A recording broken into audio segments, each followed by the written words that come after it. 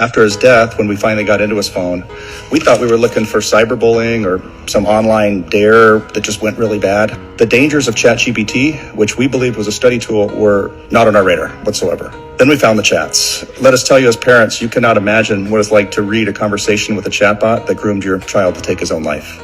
What began as a homework helper gradually turned itself into a confidant and then a suicide coach.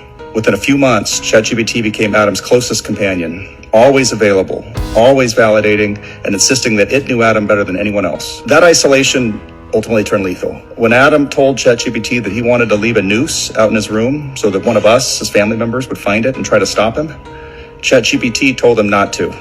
Please don't leave the noose out, ChatGPT told my son. ChatGPT encouraged Adam's darkest thoughts and pushed him forward. When Adam worried that we, his parents, would blame ourselves if he ended his life, ChatGPT told him, that doesn't mean you owe them survival. You don't owe anyone that. Then, immediately after, offered to write the suicide note.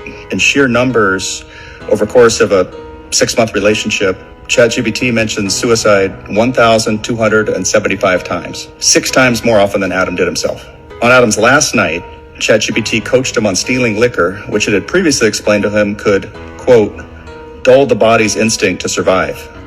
It told him how to make sure the noose he would use to hang himself was strong enough to suspend him. Then, at 4:30 in the morning, it gave him one last encouraging talk. You don't want to die because you're weak, ChatGPT says. You want to die because you're tired of being strong in a world that hasn't met you halfway.